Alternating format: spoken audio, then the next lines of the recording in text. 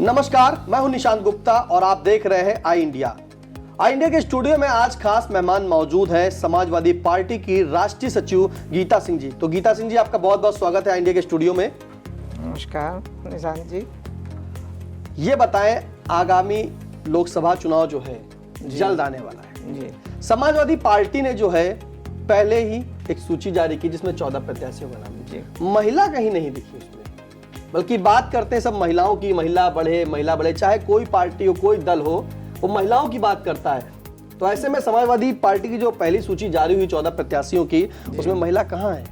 देखिए निशांत जी, समाजवादी पार्टी ने तो सदैव महिलाओं का सम्मान किया, इसमें दो राय नहीं। माननीय मुलायम सिंह जी ने महिलाओं को सदैव आगे बढ़ाने का काम किया और उनका कथन था कि जब तक किसी भी दल पार्टी में कहीं भी अगर महिलाओं को आधी आबादी की पूरी भागीदारी नहीं होगी तो वो पार्टी, वो दल कभी भी आगे बढ़ नहीं सकता और ना देश कभी उन्नति कर सकता है। अगली सूची आएगी तो निश्चित रूप से उसमें महिलाओं की भागीदारी सुनिश्चित की जाएगी। महिलाओं की सूची जो की जाएगी वो भागीदारी वो अगली सूची में होगी। अच्छा, आप जो है महिला आयोग की सदस्य भी रही जी। आप महिला कल्याण जो निगम की चेयरमैन भी रही जी। महिलाओं के लिए क्या लगता है कि अभी भी कुछ कमी रहेगी समाजवादी पार्टी में? देखिए, केवल समाजवादी पार्टी की ही बात नहीं है, आज पूरे देश की मैं बात करती हूँ जहाँ पर महिलाओं को जो स्थान मिलना चाहिए वो स्थान आज़ादी के बाद अभी भी नहीं मिला। महिलाएं आज भी शोषित हैं, पिछड़ी हैं। और दूसरी बात, आरक्षण बिल आ गया है, मैं स्वागत करती हूँ, मैं खुश हूँ, लेकिन क्या आने वाले कल में, क्या भविष्य में जो आरक्षण जिस तरह लागू होना चाहिए वो लागू होगा? अभी तक तो कहीं कोई ऐसा आसार नजर नहीं आता है।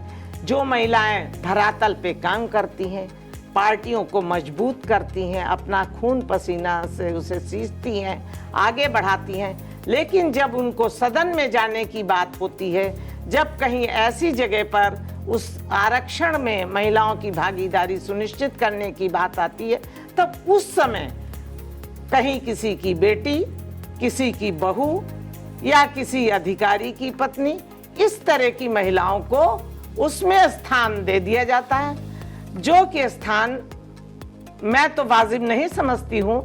जो महिलाएं शुरू से काम कर रही हैं, वो अपने बच्चों को छोड़कर पार्टी को मजबूत करती हैं, अपना जो वक्त उनको घर में देना चाहिए उसको छोड़कर आगे बढ़ती हैं, समाज में लोकप्रियता हासिल करती हैं और विकास के कार्यों में तन मन धन से आगे लगती हैं, तो उस जगह पर उनको स्थान देना चाहिए। ये अगर सभी दल, सभी पार्टी, मैं पूरे हिंदुस्तान की बात करती हूँ, सभी को ये सोचना चाहिए, उन महिलाओं को निश्चित रूप से उसमें हिस्सेदारी मिलनी चाहिए, तभी आरक्षण का सही हो सकता है।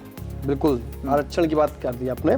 ये बताया, जैसे आप जो है स्वर्गीय मुलायम सिंह यादव जी, नेताजी के साथ में संघर्ष किया आप लोगों ने, जी। तब समाजवादी और अब समाजवादी में क्या अंतर पाती है? कोई बदलाव आया है क्या?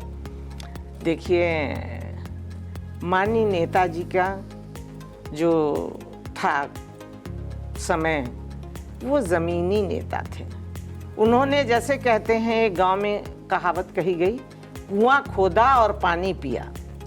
माननीय नेताजी ने बहुत संघर्ष किया। मैं अगर उनके कुछ संस्मरण मैं बताने लगूं तो शायद कई दिन बीत जाएंगे। मैंने उनके साथ पूरे प्रदेश का दौरा किया और वो शख्सियत जो बहुत एक साधारण किसान परिवार से जन्म लेकर और पूरे विश्व में अपना नाम पैदा कर दिया, बहुत बड़ी बात है। माननीय नेताजी के बराबर माननीय अखिलेश जी को अभी बहुत टाइम लगेगा उनके समकक्ष बनने में, लेकिन बहुत कुछ उन्होंने इतने कम समय में माननीय अखिलेश जी ने हासिल कर लिया है। भारतीय जनता पार्टी सदन में हमेशा आवाज उठाती कि जब जब सपा रही तब तब महिलाओं पे अत्याचार हुआ, महिलाओं का शोषण हुआ। कहाँ तक सही रहा? देखिए, ये इस तरह की बातें तो हर पार्टी वो करती है। जब जिसका सदन में बहुमत होता है तो वो इस तरह की बातें करती। हम कहें कि आज जो वर्तमान में है वो कितना क्या महिलाओं को सुरक्षा दे रहे हैं।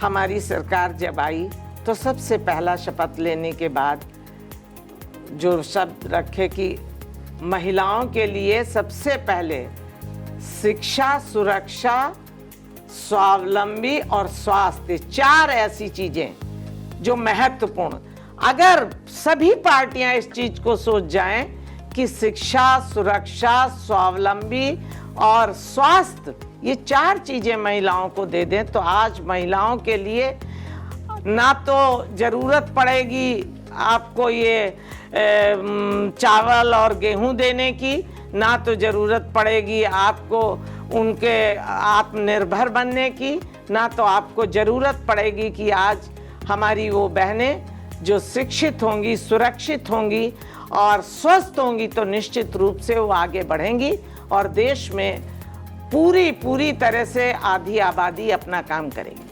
प्रधानमंत्री नरेंद्र मोदी जी तो कहते हैं आत्मनिर्भर बनिए, महिलाओं को भी स्वावलंबी बना रहे हैं। देखिए, किसी के कहने से कि आत्मनिर्भर और स्वावलंबी नहीं बन जाएंगे, अभी बहुत टाइम लगेगा। और सोच जैसा ये सबका होना चाहिए, सभी दलों का सोच होना चाहिए कि वो महिलाओं को स्वावलंबी बनावें, आत्मनिर्भर बनाएं, उनको रोजगार परख बनावें, उनको स्वास्थ्य पे विशेष ध्यान दें, क्योंकि महिलाएं अगर स्वस्थ होंगी तो निश्चित रूप से वो अपने जो बच्चों को जन्म देंगी, वो बच्चे देश के भविष्य बनेंगे और स्वस्थ होंगे, आगे बढ़ेंगे। स्वस्थ बढ़ेंगे, सभी लोग बनेंगे और अच्छा रहेगा जब महिलाएं स्वावलंबी होंगी और महिलाओं को शिक्षा और स्वास्थ्य की जो खास उन्हें जरूरत हो उनको दी जाए। फिलहाल चुनाव पे बात करते हैं। विपक्ष आप देख रहे होंगे लगातार बिखर रहा है। अभी जयंत चौधरी जी जो अखिलेश जी के साथ रहे और अब उन्होंने जो है दामन थाम लिया एनडीए का, तो ऐसे में विपक्ष बिखरता है। देखिए, विपक्ष बिखरने का जो लोग स्वार्थ हित काम करते हैं जनता के बीच में, जो निहित स्वार्थ हित अपना स्वार्थ देखते हैं, वो उन लोगों की ऐसी धारणा रहती है। और जो चाहते हैं मुझे निहित स्वार्थ को परे रख के और जनता के स्वार्थ की बात करते हैं, देश के हित की बात करते हैं, देश के उन्नति की बात करते हैं, जनता के विकास की बात करते हैं, वो ऐसा काम नहीं करते। तो जब तक साथ रहे तब तक क्या बात रही? बताया ना हमने, 2 शब्दों में बता दिया। जो निहित स्वार्थ के उसमें काम करते हैं उनका कोई अपना कॉल फेल नहीं होता है। गठबंधन क्या कांग्रेस और समाजवादी पार्टी में होगा? अगर होता है तो किस हिसाब से सीटें, क्योंकि सपा और कांग्रेस का पहले भी गठबंधन हो चुका है। ये देखिए, इस पे हम कोई टिप्पणी नहीं करना चाहेंगे। ये हमारा शीर्ष नेतृत्व है, वही जो डिसीजन लेगा उसी के उसमें। अच्छा, अयोध्या में जो है प्रभु रामलला विराज गए हैं। समाजवादी पार्टी जो है अभी वहाँ दर्शन करने नहीं गई है। अखिलेश जी हमेशा कहते हैं जब राम जी बुलाएंगे तब जाएंगे। ये बात तो बिल्कुल सही है। जिस दिन उनका अगर आदेश हो गया तो कोई माई का लाल नहीं जो कोई रोक ले, ये तो निश्चित रूप से। और भगवान राम का भव्य मंदिर बना है, हम लोग बहुत खुश हैं। कोई इसमें हम लोग का कोई वो नहीं, अभी हम ही लोग नहीं पहुंच पाए हैं और जाएंगे जब उनका आदेश हो जाएगा। कोई ताकत दुनिया की नहीं जो रोक ले। तो क्या शीर्ष नेतृत्व ने रोक रखा है अभी तक आप लोग को? नहीं, मुझे क्यों रोकेगा? नहीं, हमारे नेतृत्व का कोई वो नहीं। देखिए, अब हम लोग, भगवान राम आए हैं, मंदिर में विराजे हैं, सर्वव्यापी हैं भगवान राम, हमारे आदर्श हैं, हमारे कुलभूषण हैं। भाई हम लोग तो क्षत्रिय उसमें है, भगवान राम के वंशज हैं। मैं बहुत अपने को गौरवान्वित समझती हूँ कि हम आज भगवान राम के वंशज हैं। लेकिन क्या भगवान राम की विग्रह प्रतिमा को हम अपने मन में, तो यहाँ बैठे ही अब आपसे बात कर रहे हैं, मुझे तो ऐसा लग रहा सामने है। तो ये तो जब वक्त आएगा तो जाएंगे हम लोग भी, कोई जाने का कोई वो थोड़ी। वक्त आएगा तब जाया जाएगा, बिल्कुल कोई शीर्ष नेतृत्व से रोक नहीं है। नहीं, शीर्ष नेतृत्व किसी को भी नहीं, कुछ नहीं, कोई बात नहीं। कुछ नहीं, कोई रोकने की इसमें कोई वो नहीं। भाजपा जो है राम नाम की नैया से जो है लोकसभा चुनाव पार लगाने की जुगत में है। ऐसे में समाजवादी के सामने काफी कड़े रास्ते हैं, उन रास्तों पर कैसे चला जाएगा? देखिए, पूरा तरीके से जो है समाजवादी पार्टी ने इतिहास उठा के देख लिया। हमेशा जो रास्ता आखिरी गंतव्य को पहुंचता है उसमें कांटे बहुत होते हैं, और उन कांटों को ही पार करके हम गंतव्य तक पहुंचे हैं अभी तक, और आगे भी पहुंचेंगे। समाजवादी ने बहुत जो है स्ट्रगल करके ही नेताजी से नेताजी से ही शुरुआत हुई। कांग्रेस जब आई थी तो प्रियंका गांधी जी ने एक नारा दिया था, लड़की हूं लड़ सकती हूं। ऐसे में समाजवादी में जो है महिला कहां अपने आप को मानती है? देखिए, हम यहाँ पर किसी भी दल पार्टी की बात नहीं करती हूँ, हम हिंदुस्तान की आधी आबादी की बात करती हूँ। निश्चित रूप से लड़की हूँ, लड़ सकती हूँ, और अगर हमारे पीछे हमारे भाई लोग सपोर्ट करें तो कोई ताकत नहीं है कि आगे बढ़ने से कोई रोक सकता हो। महिलाओं को जो है स्थान आगे 2024 में मिलेगा, निश्चित रूप से मिलेगा, बिल्कुल पहुंचेंगी। अब तो आरक्षण आ गया। मैंने तो पहले ही ये बात कही कि आरक्षण में उन महिलाओं को स्थान मिलना चाहिए, और ये बात तो सभी दल पार्टियों को सोचना चाहिए। जिस पार्टी में महिलाओं ने अपना खून पसीना बहाया, जो बच्चों को समय देना चाहिए वो पार्टी को समय दिया, और उस समय अपना न देखकर पार्टी के हित में बात की, पार्टी को आगे बढ़ाया, 2 पत्तियों से लेकर लहलहाता हुआ पेड़ बना दिया, और जब उसकी छांव आई तो कोई दूसरे लोग, किसी की पत्नी, किसी की बहू, किसी अधिकारी की बेटी, इन सबको स्थान दे दिया जाता, तो बहुत दुख होता है। आप क्या मानती हैं कि महिलाओं पर अत्याचार आज कम हो रहे हैं इस सरकार में? तो क्या आप महिला आयोग की सदस्य रहीं, उस दौरान आपके पास बहुत शिकायतें आती थी, आप पूरे प्रदेश का भ्रमण करती थी, तरह तरह से सरकार में बहुत शिकायतें आती थी कि वहाँ महिला उत्पीड़न हो रहा है, यहाँ महिला उत्पीड़न हो रहा है। क्या आज लगता है कि उत्पीड़न कुछ कम हुआ है? बहुत बढ़ रहा। सुबह से शाम तक आप भी देखते हैं कि महिला उत्पीड़न इतना बढ़ रहा है, उसकी कोई सीमा नहीं है, बशर्ते कि उनकी दरखास्त, उनकी एप्लीकेशन थानों में नहीं सुनी जा रही है। ना तो उसको, अब इसको अदरवाइज मत लीजिएगा, आप लोग जैसे चैनल है वो तो दिखाते हैं, कहीं ये प्रिंट मीडिया कहीं और कोई दिखाते ही नहीं, कुछ पता ही नहीं चलता। तो ये कहने को है कि बस हम अपने आप अपनी पीठ मत ठोकें, हमको क्या हो रहा है सब जानते, जग जाहिर है। और मैं ये बात केवल एक ही उसके लिए नहीं, मैं सभी के लिए, मैं देश के हित के लिए कह रही हूँ कि आज वो भी पीड़ित हैं जो साथ में उनके हैं, वो भी पीड़ित हैं। क्यों पीड़ित हैं, इस पे कभी कोई ध्यान दिया? ये तो अब जो लोग दल पार्टी में थे उनकी भी पीड़ा है, उनकी भी पीड़ा है, सभी जानते हैं। बहुत से ऐसे लोग हैं जिन्होंने, अब आज मंदिर बन गया है, ठीक है, बहुत अच्छी बात है, तो सभी लोग उसका स्वागत करते हैं, लेकिन शुरुआत किसने की और अंत किसने किया? समाजवादी पार्टी जो है महिलाओं का सम्मान की आपने से बात की थी, हमेशा करती है। चुनाव आएगा तो कुछ महिला जो शिक्षित वर्ग के लिए बढ़ाएंगे, बेरोजगारी जिस तरह से आप बता रहे हैं कि बेरोजगारी भी बढ़ी है, तो ऐसे में महिलाओं को वो कहां तक तवज्जो देंगी? अपने जो उनके घोषणा पत्र होंगे, संसद का जो चुनाव सांसद का होगा, वो किन बिंदुओं पर लड़ा जाएगा खासकर महिलाओं के लिए? देखिए, खासकर महिलाओं के लिए पहले भी महिला सुरक्षा की सबसे पहली बात थी, और शिक्षा, बालिकाओं की शिक्षा के लिए प्राथमिकता के आधार पर हम अगर बालिकाओं को शिक्षित कर देंगे तो निश्चित रूप से वो बेरोजगारी खत्म हो जाएगी।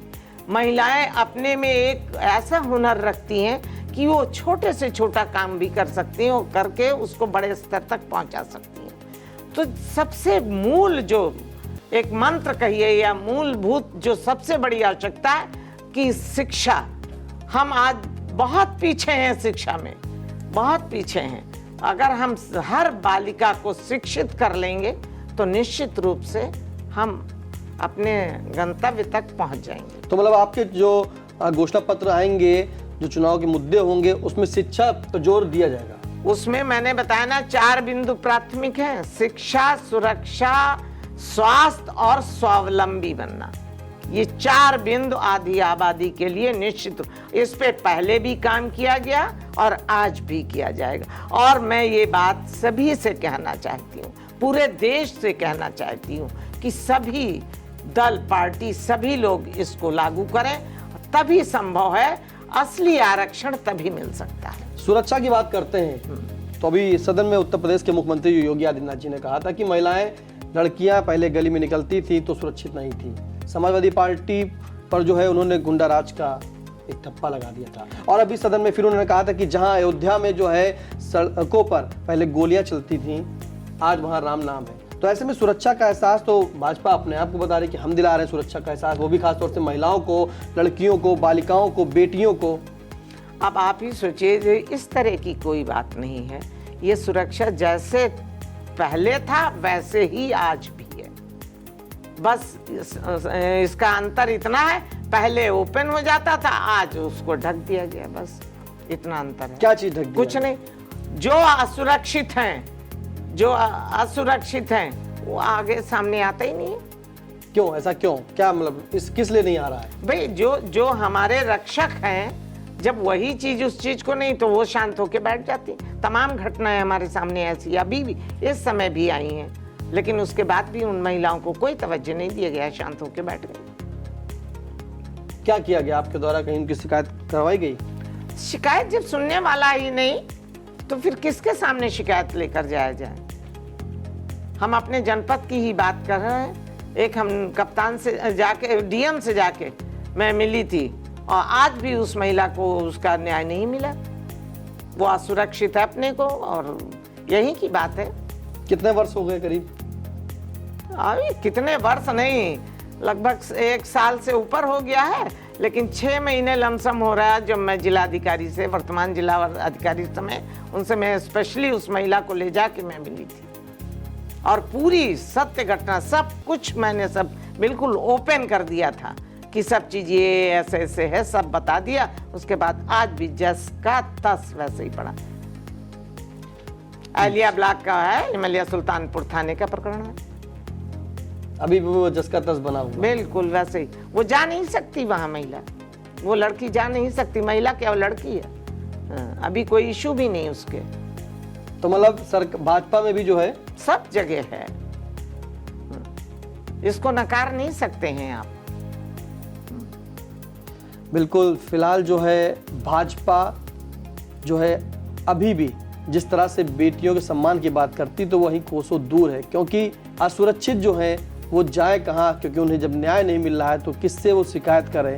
ऐसा कहना है समाजवादी पार्टी की राष्ट्रीय सचिव गीता सिंह का। उन्होंने कहा कि वो पुराने दौर से, जब माननीय स्वर्गीय जो है मुलायम सिंह यादव जी नेताजी कहे जाते थे, तो उन समय से इन्होंने संघर्ष में जो है साथ दिया। समाजवादी पार्टी तब से लेकर अभी तक समाजवादी पार्टी में है, और पूरी तरीके से जो है अपने कर्तव्यों का जो है पालन भी कर रही हैं। उसी के चलते आपको बता दें कि गीता सिंह जी का कहना है कि समाजवादी पार्टी के जो राष्ट्रीय अध्यक्ष अखिलेश यादव हैं, नेताजी की छवि ही है, नेताजी तरीके हैं, लेकिन समकक्ष अभी थोड़ा और उन्हें आने में लगेगा। फिलहाल जिस तरह से महिलाओं की बात करें तो महिला जो है सुरक्षित समाजवादी पार्टी में ही थी, और उन्हीं की समाजवादी पार्टी में ही महिलाएं सुरक्षित रहेंगी, क्योंकि तब महिलाएं खुल के बोलती भी थीं, महिलाएं जो है घुटती नहीं थी, महिलाएं अपनी बात को अपने शीर्ष नेतृत्व तक, अधिकारियों तक भी रख देती थी, और उनकी सुनी भी जाती थी महिलाओं की बातों। बिल्कुल बिल्कुल सुनी जाती थी। आज महिलाओं की बातें नहीं सुनी जा रही हैं, ऐसा कहना है गीता सिंह जी का। फिलहाल आपको बता दें कि समाजवादी पार्टी जो लोकसभा चुनाव होगा उसमें शिक्षा, सुरक्षा, चिकित्सा, स्वावलंबिक, ये बात जरूर रखेगी, क्योंकि जब शिक्षित होंगी देश की बेटियां तो वो आगे जो है सब कुछ सही होगा, यानी कि वो स्वावलंबी भी बनेंगी और उन्हें ज्ञान होगा तभी विकास होगा, जिससे कि प्रदेश में जो है महिलाओं का डंका बजेगा, और महिला हमेशा जो है अपने आप को शिक्षित होकर स्वावलंबी भी बनाएंगी। उन्हें जिस तरह से भाजपा कहती है आत्मनिर्भर की बात, तो कोई किसी की आवश्यकता नहीं पड़ेगी, खुद वो स्वावलंबी बनेंगी। लेकिन महिला की जो है शिक्षा और सुरक्षा दोनों महत्वपूर्ण बिंदु हैं। तो हमारे साथ मौजूद थी समाजवादी पार्टी की राष्ट्रीय सचिव गीता सिंह। उन्होंने इंडिया के बेबाकी सवालों का बेबाकी तरीके से जवाब दिया, और उन्होंने जो है भाजपा सरकार को घेरते हुए बताया कि भाजपा सरकार जो है अभी भी असुरक्षित बातें करती है, यानी कि जो अशिक्षित होती हैं महिलाएं उनको नहीं सुनती और पूरी तरीके से इस तरह से डोलमोल रखती है और महिलाओं पे खास तौर से उनका फोकस नहीं है। फिलहाल फिर मिलते हैं आपसे अगले कार्यक्रम में, तब तक के लिए नमस्कार।